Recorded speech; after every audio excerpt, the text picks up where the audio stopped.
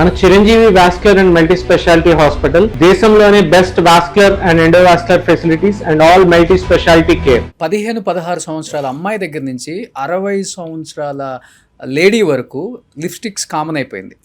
వాళ్ళ daily routine లో without lipstick బయటికి రారు సార్. అలా రెగ్యులర్ గా యూజ్ చేయటం వల్ల సంవత్సరాలు గడిచే కొద్దీ కేజీలు లిప్స్టిక్ లోపలికి వెళ్తుంది. దానివల్ల కూడా క్యాన్సర్ వస్తుంది అంటున్నారు. 100% choice of lipstick is important.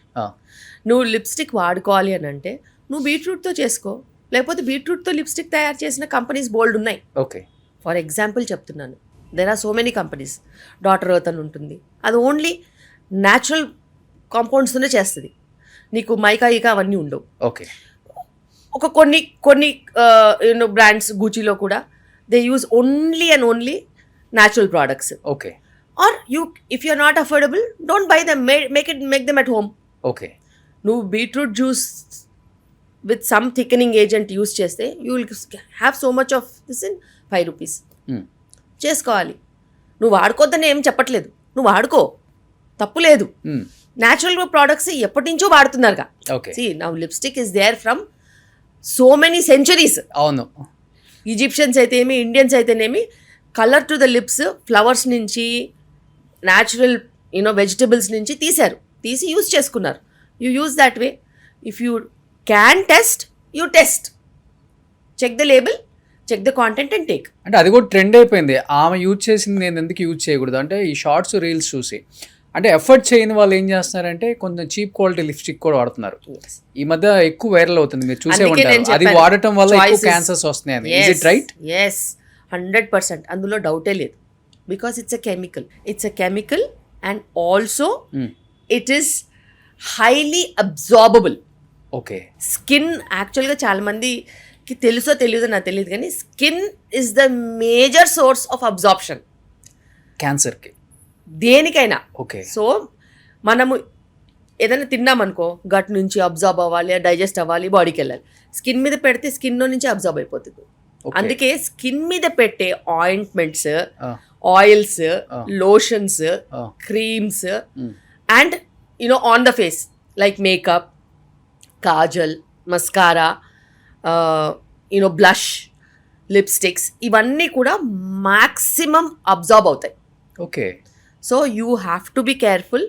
అందులో హెవీ మెటల్స్ ఉన్నాయా, మైకా ఉందా, మెటాలిక్ గ్లాస్చర్స్ ఏమన్నా ఎక్స్ట్రా యాడ్ చేశారా, అవి అబ్జర్వ్ అవుతున్నాయో చూసుకోవాలి. ఎస్పెషల్లీ లేడీస్ ఏదన్నా అంటే లైక్ మీరు చెప్పినట్టుగా లిప్స్టిక్ లేకపోతే ఏదన్నా మేకప్కి సంబంధించింది తీసుకునేటప్పుడు ఇంగ్రీడియంట్స్ చాలా ఇంపార్టెంట్ కదా. చాలా ఇంపార్టెంట్.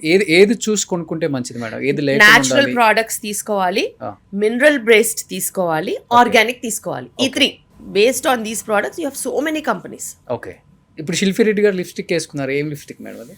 నేను ఫాలో అవుతుంది మళ్ళీ ఆ బ్రాండ్ కి మనం ఫ్రీ ప్రమోషన్ చేసినట్టు. బ్రాండ్ కి ప్రమోషన్ చేయను, బట్ యా డాటర్ ఎర్త్ నేను lipstick pink colour daughter earth పెట్టాను. ఓకే, సో న్యాచురల్ గా ఉంది. డాటర్ ఎర్త్ లేకపోతే గూచి, రెండే వాడతాను నేను.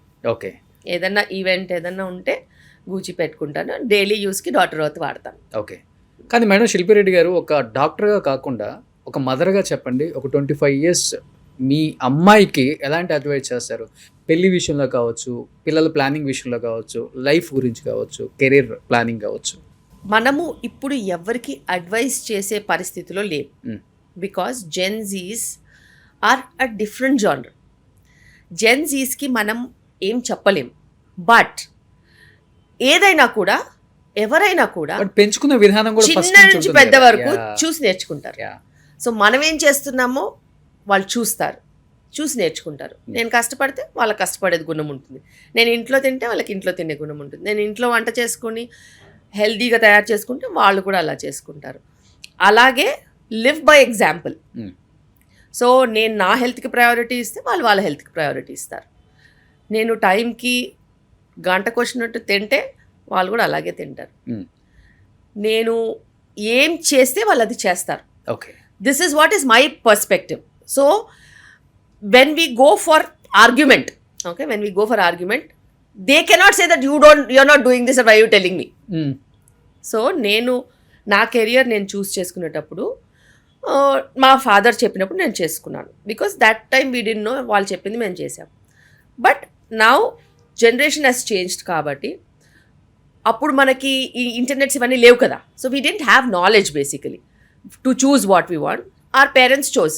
కానీ ఇప్పుడు వాళ్ళు ముందు నుంచి అన్ని ఎక్స్పోజర్లో ఉంటారు కాబట్టి మీకు నచ్చింది మీరు చదువుకోవాలి. మీరు చూస్ చేసుకున్నారు కాబట్టి మీరు అందులో ఎక్సెల్ అవ్వాలి.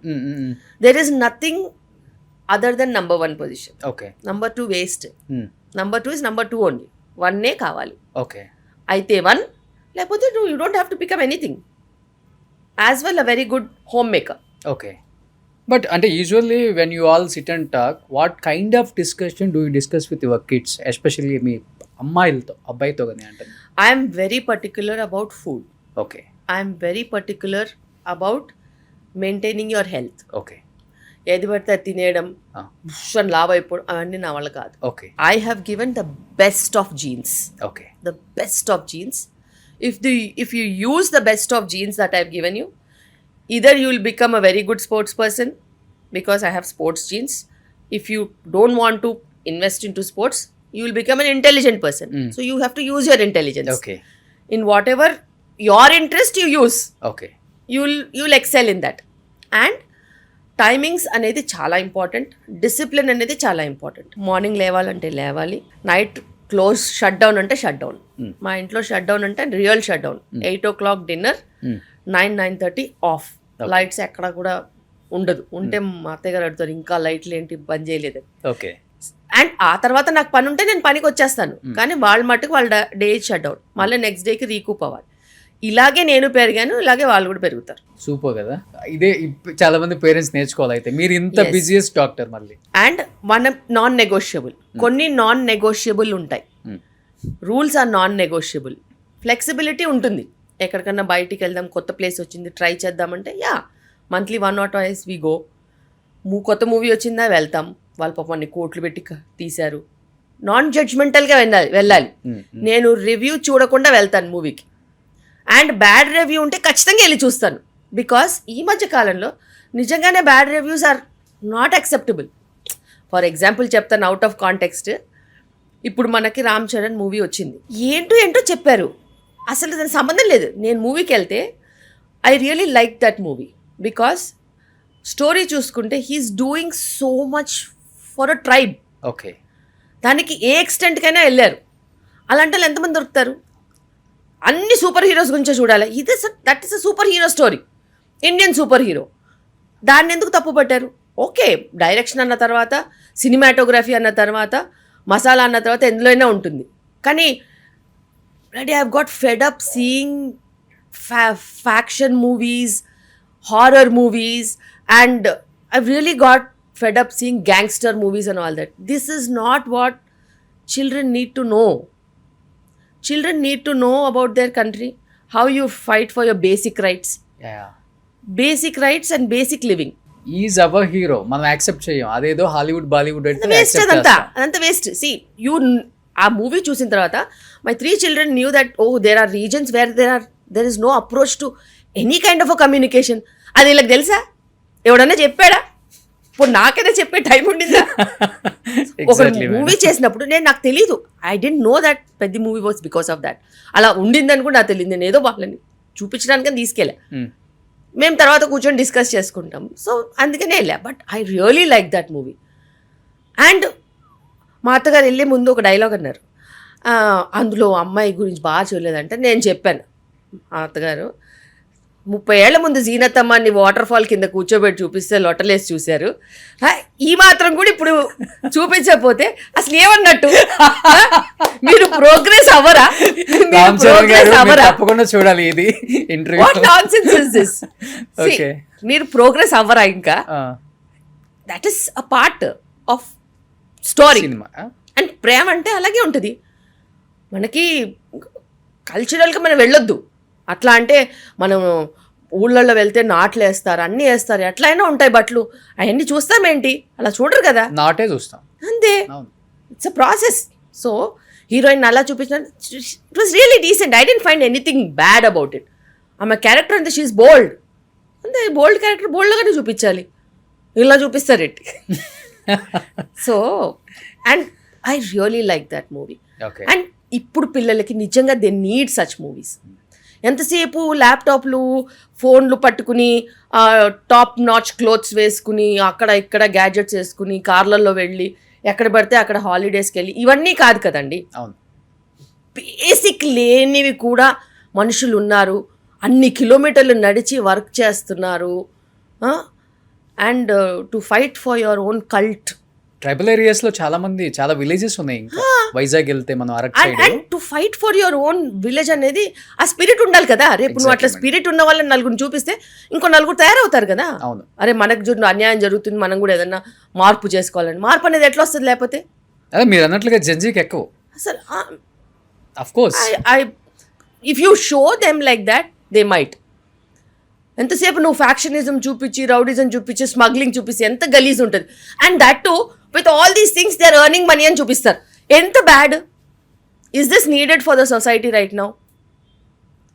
Without money, without expecting money, people can achieve so many things. I really like that movie. నాకు నచ్చింది బాగా. I really like that movie. And I'm going to be crazily commenting about people who have just given unwanted reviews for the movie. It's not acceptable. కానీ ఇప్పుడు మీరు Gen Z kids, Gen Z alpha కూడా అంటున్నారు madam. But next వచ్చే generation ఎలా ఉండబోతుంది? ఇప్పుడు చాలా మందికి డెలివరీస్ చేస్తున్నారు కదా. కొన్ని వీడియోస్లో చూస్తాం, రీల్స్లో పిల్లలు పుట్టగానే నవ్వారని, నిలబడ్డారని. Yes, next generation is all about designer babies. అయితే నేను ఎప్పుడు చెప్తాను, నేను ప్రోగ్రెసివ్గా ఆలోచిస్తాను. ఓకే, సో ప్రోగ్రెసివ్గా ఆలోచించడం అంటే ఒక 10 ఏళ్ల తర్వాత, ఒక 20 ఏళ్ల తర్వాత కాంపిటీషన్ ఎలా ఉంటుంది, పిల్లలు ఎలా ఉండాలి, దాని ప్రకారంగా ఇప్పుడు ప్రెగ్నెంట్ ఉమెన్ని ఎలా డిజైన్ చేయాలి. ఓకే, సో నేను అదే విధంగా ఉంటాను కాబట్టి నా whole concept pre conception care అయినా, ప్రెగ్నెన్సీ రాకముందు ప్రెగ్నెన్సీ కేర్ అయినా, పోస్ట్ డెలివరీ కేర్ అయినా, మొత్తం కాన్సన్ట్రేటెడ్ అలాగే ఉంటుంది. Intelligent babies, emotional intelligent, physically fit, non diabetic, no risk factors in future వచ్చేలాగా నేను డిజైన్ చేస్తా బేబీస్ ని. ఎలా మేడం? నేను కూడా విన్నాను, అలాగే డిజైన్ చేస్తాను. అందంగా, నేను అంటాను మీ బాబా అందంగా పుట్టాలంటే ఇది తినండి, అది వేసుకోండి, ఇది అని చెప్తుంటారు, కానీ ఎలా అది, how is it possible? Power of positivity and creativity. Okay, మనం అలాగే అనుకుంటే మనం అలాగే అవుతుంది. సో ఒక ప్రెగ్నెంట్ ఉమెన్ మేబీ మీ దగ్గరికి రాలేదు, వేరే డాక్టర్ దగ్గర ఎక్కడో చూపించుకుంటున్నారు, 9 months వచ్చేలోపు ఎలాంటి కేర్ తీసుకుంటే బాగుంటుంది? 100% వాళ్ళు ఎప్పుడైనా కూడా ప్రెగ్నెన్సీలో కావాల్సిన మంచి వైటమిన్స్ మిస్ చేయకుండా తీసుకోవాలి. సెకండ్ థింగ్, ఎప్పుడైనా పాజిటివ్గానే ఆలోచించాలి. ఎవరన్నా తిట్టినా కూడా అయ్యో వాడికి ఎంత ప్రాబ్లం ఉన్నట్టుంది, అనవసరంగా తిడుతున్నాడు అలా అనుకోవాలి. నన్ను తిట్టారు, నేను ఏడుస్తాను ఇప్పుడు, అవన్నీ కాదు. నువ్వు ప్రెగ్నెంట్, నువ్వు ప్రెగ్నెంట్లో నువ్వు పవర్ ఆఫ్ పాజిటివిటీ నీకుంటే, నిన్ను ఎవరన్నా తిట్టినా, నీతో ఎవరైనా పంచాయతీ చేసిన ప్రాబ్లం వాడిది, నాది కాదు అనుకోవాలి. అప్పుడే నీ బేబీ స్ట్రాంగ్గా ఉంటుంది.